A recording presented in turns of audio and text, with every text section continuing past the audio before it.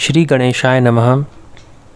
शांताकारं भुजगशयनं पद्मनाभं सुरेशं विश्वाधारं गगनसदृशं मेघवर्णं शुभांगं लक्ष्मीकान्तं कमलनयनं योगिभिर्ध्यानगम्यं वन्दे विष्णुं भवभयहरं सर्वलोकैकनाथं।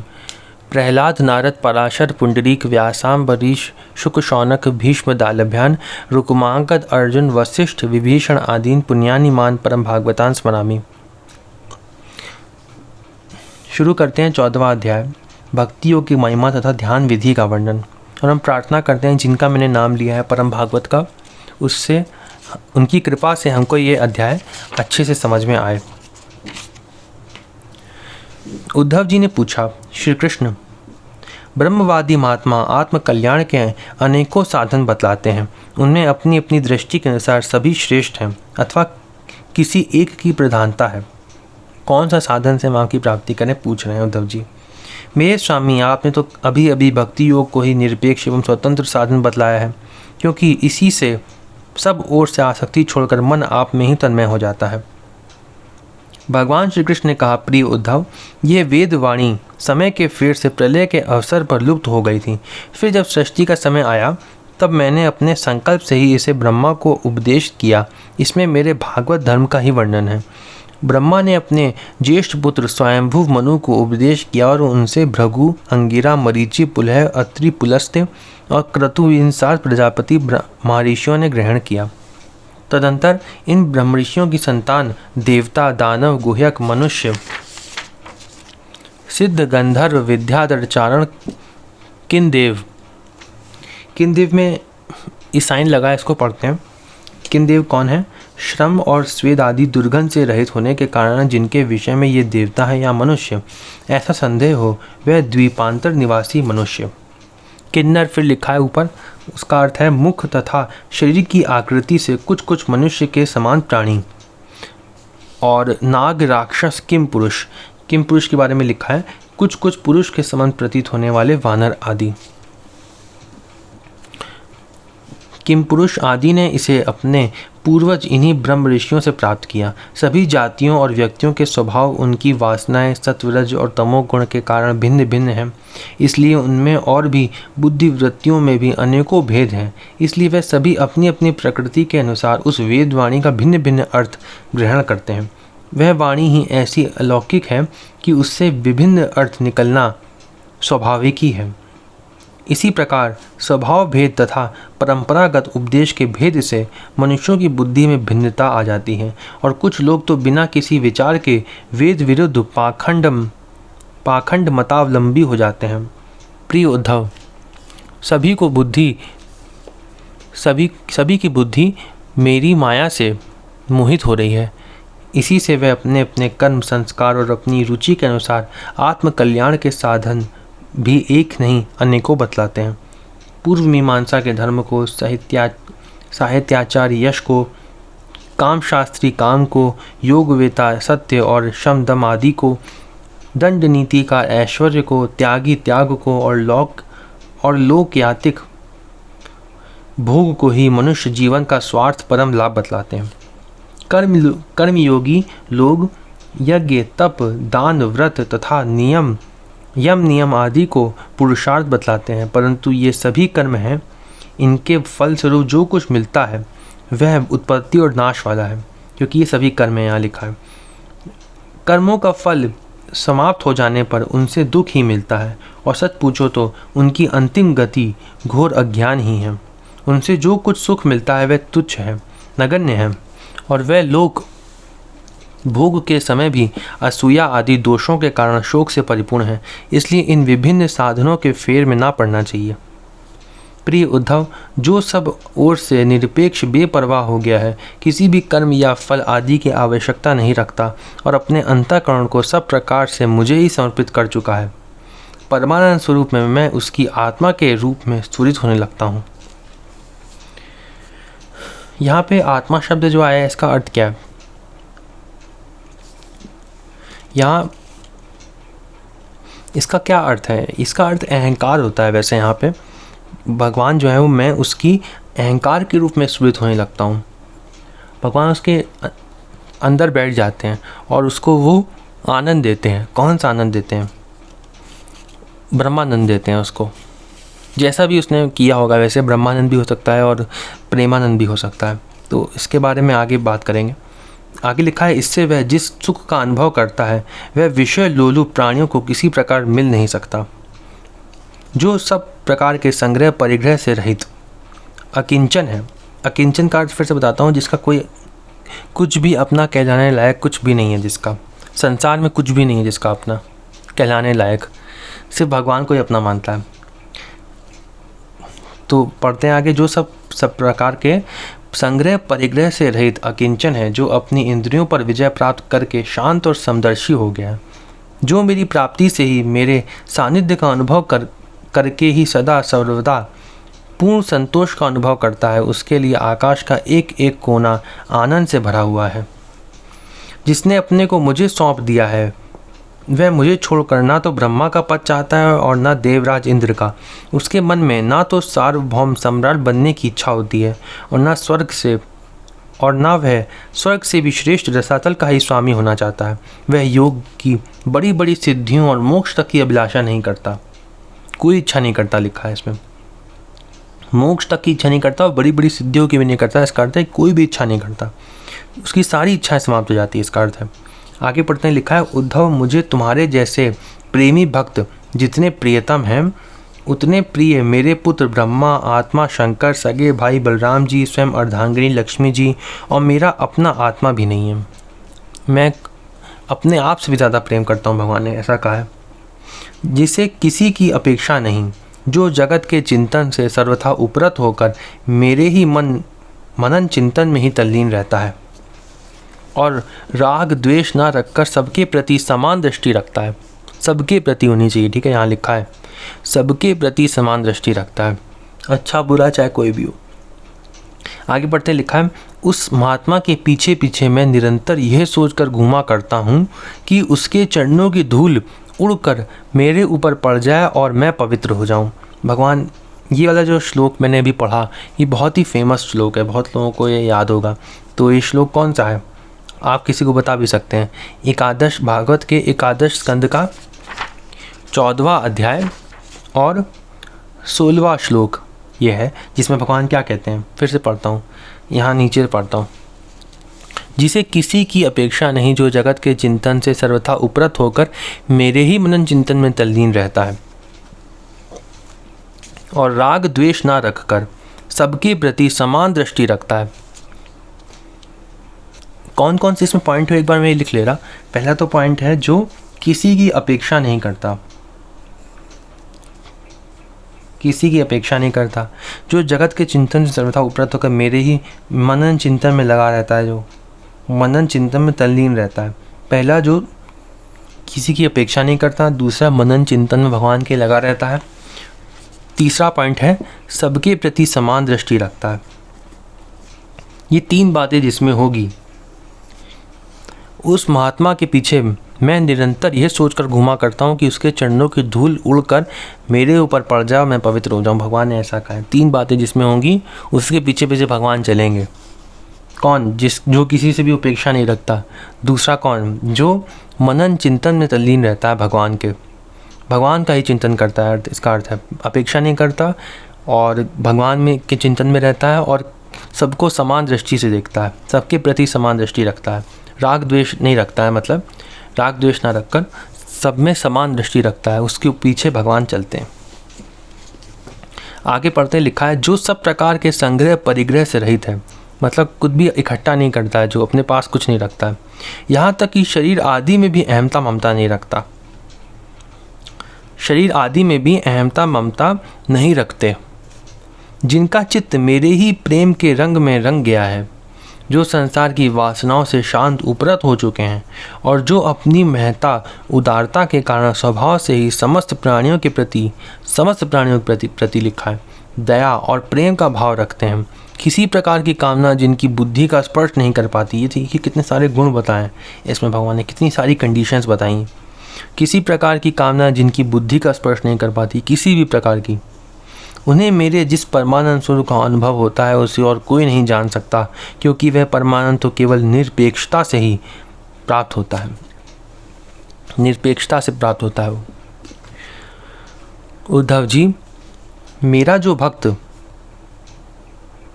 अभी जितेंद्रिय नहीं हो सका है और संसार के विषय बार बार उसे बाधा पहुंचाते रहते हैं, अपनी ओर खींच लिया करते हैं, वह भी क्षण क्षण में बढ़ने वाली मेरी प्रगल्भ भक्ति के प्रभाव से प्रायः वश्यों से पराजित नहीं होता। वह भी क्षण क्षण में बढ़ने वाली मेरी प्रगल्भ भक्ति के प्रभाव से वह भी पराजित नहीं होता विषयों से। उद्धव, में जैसे धधकती हुई आग लकड़ियों के बड़े ढेर को भी जलाकर खाक कर देती है, वैसे ही मेरी भक्ति भी समस्त पाप राशि को पूर्णतया जला डालती है। उद्धव, योग साधन, ज्ञान विज्ञान, धर्मानुष्ठान, जप पाठ और तप त्याग मुझे प्राप्त कराने में उतने समर्थ नहीं हैं जितनी दिनों दिन बढ़ने वाली अन्य प्रेम में मेरी भक्ति। मैं संतों का प्रियतम आत्मा हूँ। मैं अनन्य श्रद्धा और अनन्य भक्ति से ही पकड़ में आता हूँ। अनन्य भक्ति, अनन्य मतलब अन्य में नहीं। मुझे प्राप्त करने का यह एक ही उपाय है, मेरी अनन्य भक्ति। उन लोगों को भी पवित्र जाति दोष से मुक्त कर देती है जो जन्म से ही चांडाल है। जो जन्म से ही चांडाल है, अगर वो भी भगवान की भक्ति करे तो वो भी बिल्कुल पवित्र हो जाएगा, ऐसा लिखा है यहाँ पे। इसके विपरीत जो मेरी भक्ति से वंचित हैं, उनके चित्त को सत्य और दया से युक्त धर्म और तपस्या से युक्त विद्या भी भली भांति पवित्र करने में असमर्थ है। चाहे वो दया, दान, धर्म सब कुछ हो, लेकिन जिसमें भगवान की भक्ति नहीं है, वो क्या है, वो उसका चित्त जो है वो उतना समर्थ नहीं है। तब भी लिखा है चित्त जो है वो भली भांति पवित्र करने में असमर्थ है। जब तक सारा शरीर पुलकित नहीं हो जाता, चित्त पिघल कर गदगद नहीं हो जाता, आनंद के आंसू आँखों से छलकने नहीं लगते तथा अंतरंग और बहिरंग भक्ति की बाढ़ में चित्त डूबने उतारने नहीं लगता, तब तक इसके शुद्ध होने की कोई संभावना नहीं है। जब तक आपको रोना नहीं आता, भगवान कह रहे हैं, जब तक रोना नहीं आता तब तक शुद्ध होने की कोई संभावना नहीं। जितने भी भक्त हैं सब रोए हैं। मैं भक्तमाल में पढ़ाऊँगा और आप जितने भी भक्तों का पढ़ेंगे उसमें जितने भी भक्त हैं सब रोए हैं। तो भगवान कह रहे हैं जो नहीं रोया उसकी कोई संभावना नहीं है। प्रेम में जो भगवान के नहीं रोया। आगे पढ़ते लिखा है, जिसकी वाणी प्रेम से गदगद हो रही है, चित्त पिघल कर एक ओर बहता रहता है, एक क्षण के लिए भी रोने का तांता नहीं टूटता, परंतु जो कभी कभी खिलखिलाकर हंसने भी लगता है, कहीं लाज छोड़कर ऊंचे स्वर से गाने लगता है तो कहीं नाचने लगता है। भैया उद्धव, मेरा वह भक्त न केवल अपने को बल्कि सारे संसार को पवित्र कर देता है। ऐसा है भगवान का भक्ति योग। जैसे आग में तपाने पर सोना मैल छोड़ देता है, निखर जाता है और अपने असली शुद्ध रूप में स्थित हो जाता है, वैसे ही मेरे भक्ति योग के द्वारा आत्मा कर्म वासनाओं से मुक्त होकर मुझको ही प्राप्त हो जाता है, क्योंकि मैं ही उसका वास्तविक स्वरूप हूँ। इसका अर्थ क्या है जो भगवान ने कहा मैं ही वास्तविक स्वरूप हूँ? जैसा मैंने पहले बताया था कि इंद्रियाँ जो हैं वो अपने अपने विषयों को पकड़ती हैं, वैसे ही जैसे मैंने बताया था कि जो कान जो है वो उनको अच्छी ध्वनि चाहिए, जीभ को अच्छा स्वाद चाहिए, आँखों को अच्छा दृश्य चाहिए। जैसे मिट्टी होती है उसको अगर हम छोड़ दें तो क्या होता है, ये जैसे मैं पेंसिल है इसको छोड़ रहा हूँ, ये नीचे क्यों कर रही है? क्योंकि ये इसी पृथ्वी का अंश है, पृथ्वी उसको खींच रही है। ऐसे ही हम जो है वो भगवान के अंश हैं, हम भगवान के स्वरूप हैं, इसीलिए यहाँ लिखा है क्योंकि मैं ही उसका वास्तविक स्वरूप हूँ। हम भगवान के स्वरूप हैं, हम भगवान में चले जाएंगे, इसलिए ऐसा लिखा। आगे पढ़ते हैं, लिखा है, उद्धव जी, मेरी परम पावन लीला कथा के श्रवण कीर्तन से जो जो चित्त का मैल धुलता जाता है।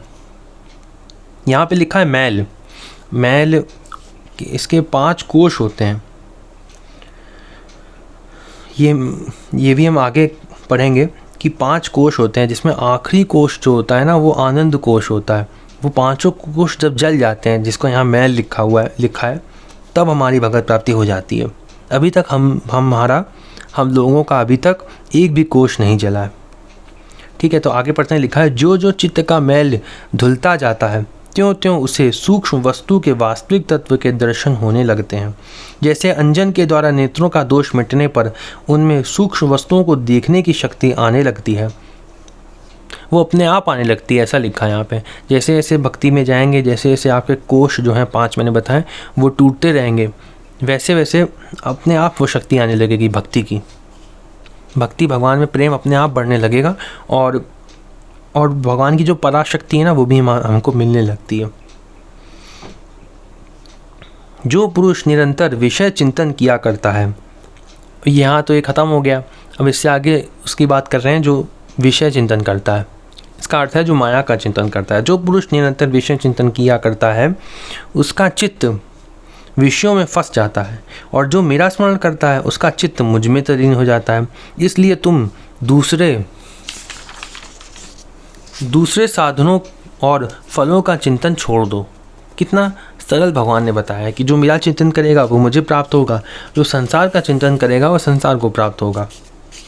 आगे लिखा है, अरे भाई, मेरे अतिरिक्त और कुछ है ही नहीं। कुछ जान पड़ता है वह ठीक वैसे ही है जैसे स्वप्न अथवा मनोरथ का राज्य। इसलिए मेरे चिंतन से तुम अपना चित्त शुद्ध कर लो और उसे पूरी तरह से एकाग्रता से मुझ में ही लगा दो। भगवान ने भी कह दिया कि मेरे सिवा कुछ नहीं है, तो ये ध्यान रखो कि भगवान के सिवा कुछ नहीं हो और भगवान में चिंतन लगाओ। जो भी है वो सब झूठ है। आगे लिखा है, संयमी पुरुष स्त्रियों और उनके प्रेमियों का संग दूर से ही छोड़कर पवित्र एकांत स्थान में बैठकर बड़ी सावधानी से मेरा ही चिंतन करें। प्यारे उद्धव, स्त्रियों के संग से और स्त्री संगियों के लंपटों के संग से पुरुष को जैसे क्लेश और बंधन में पड़ना पड़ता है, वैसा क्लेश और फसावट और किसी के भी संग से नहीं होती।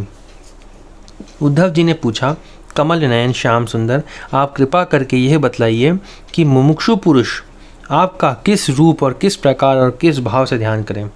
मुमुक्षु पुरुष कौन? जिनको भगवत प्राप्ति करनी है, जिनको मोक्ष चाहिए उसको मुमुक्षु कहते हैं। ठीक है, यहाँ पे मैं भगवत प्राप्ति शब्द का ही प्रयोग सही समझता हूँ। आगे पढ़ते हैं, लिखा है, भगवान श्री कृष्ण ने कहा, प्रिय उद्धव, जो ना तो बहुत ऊंचा हो और ना बहुत नीचा हो। ऐसे भगवान अपना स्वरूप बता रहे हैं जो हमको चिंतन करना है। ना बहुत ऊंचा हो ना बहुत नीचा हो। ऐसे आसन पर शरीर को सीधा रखकर आराम से बैठ जाए, हाथों को अपनी गोद में रख लें और दृष्टि अपनी नासिका के अग्रभाग पर जमावे, नासिका के बीच में। इसके बाद पूरक, कुंभक और रेचक तथा रेचक, कुंभक और पूरक, इन प्राणायामों के द्वारा नाड़ियों का शोधन करें। प्राणायाम का अभ्यास धीरे धीरे बढ़ाना चाहिए और उसके साथ साथ इंद्रियों को जीतने का भी अभ्यास करना चाहिए। हृदय में कमल नालगत पतले सूत के समान ओमकार का चिंतन करें। प्राण के द्वारा उसे ऊपर ले जाए और उसमें घंटा नाद के समान स्वर स्थिर करें। उस स्वर का तांता टूटने ना पावे। इस प्रकार प्रतिदिन 3 समय 10-10 बार ओंकार से प्राणायाम का अभ्यास करें। ऐसा करने से 1 महीने के अंदर ही प्राणवायु वश में हो जाता है।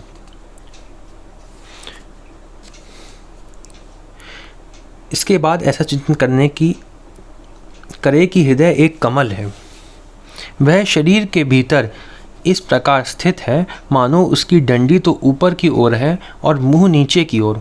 अब ध्यान करना चाहिए कि उसका मुख ऊपर की ओर होकर खिल गया है, उसके 8 दल पंखुड़ियां हैं और उनके बीचों बीच पीली पीली अत्यंत सुकुमार करने का गद्दी है।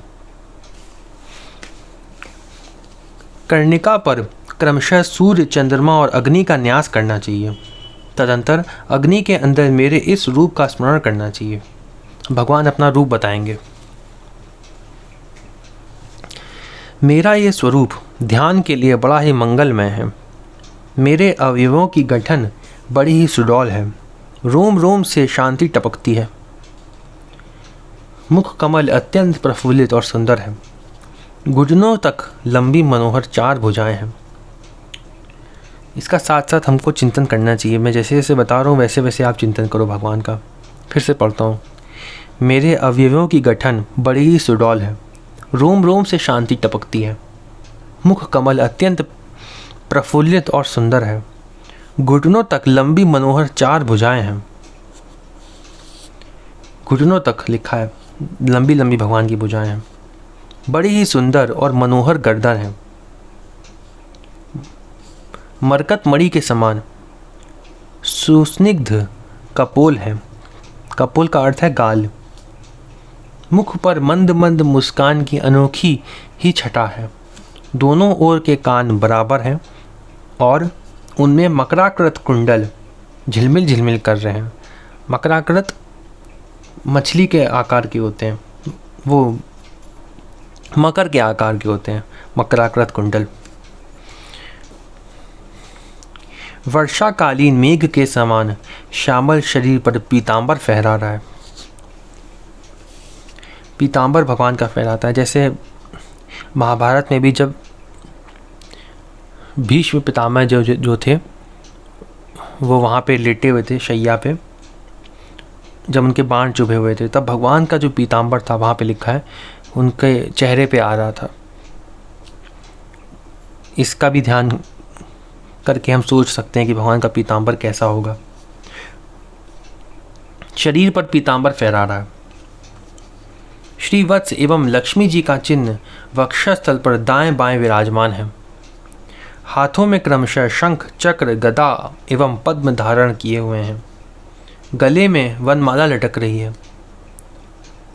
चरणों में नूपुर शोभा दे रहे हैं।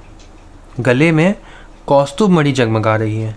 अपने अपने स्थान पर चमचमाते हुए किरीट, कंगन, करधनी, बाजूबंद शोभायमान हो रहा है। मेरा एक एक अंग अत्यंत सुंदर एवं हृदयहारी है।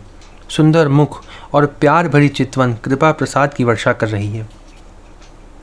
उद्धव, मेरे इस सुकुमार रूप का ध्यान करना चाहिए और अपने मन को एक एक अंग में लगाना चाहिए। लिखा है अपने मन को भगवान के एक एक अंग में लगाना चाहिए। बुद्धिमान पुरुष को चाहिए कि मन के द्वारा इंद्रियों को उनके विषयों से खींच ले और मन को बुद्धि रूप सारथी की सहायता से मुझ में ही लगा दे, चाहे मेरे किसी भी अंग में क्यों ना लगे। किसी भी एक एक करके भगवान के वैसे सारे अंगों का ध्यान करना चाहिए। यहाँ लिखा है बुद्धि रूप सारथी, तो ऐसा वर्णन हम आगे भी पढ़ेंगे। वैसे लिखा, इसका अर्थ होता है कि सारथी जो रथ को खींचने वाला होता है वो कौन है, वहाँ मन बैठा होता है वैसे सब लोगों के, ठीक है। वहाँ से मन को हटाएं और वहाँ बुद्धि को बैठाएं। जो घोड़े होते हैं सारथी के, वो कौन होते हैं, वो इंद्रियाँ होती हैं। बुद्धि से मन अपनी इंद्रियों को बस में करें। और जो पीछे बैठा होता है रथ में, वो है जीव, वो हम स्वयं हैं। तो हाँ, उस जीव को ले जाने वाला कौन हो सकता है? अभी तो मन बैठा है जो इंद्रियों को चला रहा है। मन को हटाकर वहाँ बुद्धि को बैठाएं और बुद्धि से विचार करके इंद्रियों को बस में करें। इसलिए ऐसा उदाहरण दिया जाता है बुद्धि रूप सारथी का। बुद्धि रूप सारथी की सहायता से मुझ में ही लगा दे, चाहे मेरे किसी भी अंग में क्यों ना लगे। जब सारे शरीर का ध्यान होने लगे तब अपने चित्त को खींचकर एक स्थान में स्थिर करें और अन्य अंगों का चिंतन ना करके केवल मंद मंद मुस्कान की छटा से युक्त मेरे मुख का ही ध्यान करें। क्या लिखा है? लिखा है सारे शरीर का जब ध्यान होने लगे तब भगवान के मुख कमल का ध्यान करना चाहिए, जो जिसमें मुस्कान की छटा है। आगे पढ़ते हैं, लिखा है जब चित्त मुखारविंद में ठहर जाए तब उसे वहाँ से हटाकर आकाश में स्थिर करें। तदंतर आकाश का चिंतन भी त्याग कर मेरे स्वरूप में आरूढ़ हो जाए और मेरे सिवा किसी भी वस्तु का चिंतन ना करें। आकाश का अर्थ क्या है? हर जगह, सर्वत्र। यहाँ पे वैसे आकाश का अर्थ क्या होता है? आकाश का अर्थ वो नहीं होता है जो आसमान है, जो ऊपर है। आकाश का अर्थ होता है खाली जगह। आगे लिखा है तदंतर आकाश का चिंतन भी त्याग कर मेरे स्वरूप में आरूढ़ हो जाए और मेरे सिवा किसी भी वस्तु का चिंतन ना करे। जब इस प्रकार चित्त समाहित हो जाता है तब जैसे एक ज्योति दूसरी ज्योति से मिलकर एक हो जाती है, वैसे ही अपने में मुझे और मुझ सर्वात्मा में अपने को अनुभव करने लगता है। जो योगी इस प्रकार तीव्र ध्यान योग के द्वारा मुझ में ही अपने चित्त का संयम करता है, उसके चित्त से वस्तु की अनेकता, तत्संबंधी ज्ञान और उनकी प्राप्ति के लिए होने वाले कर्मों का भ्रम शीघ्र ही निवृत्त हो जाता है। ये भक्ति योग का अध्याय यहीं पे समाप्त होता है। अगला अध्याय हम लोग पढ़ेंगे 15वां अध्याय, भिन्न भिन्न सिद्धियों के नाम और लक्षण।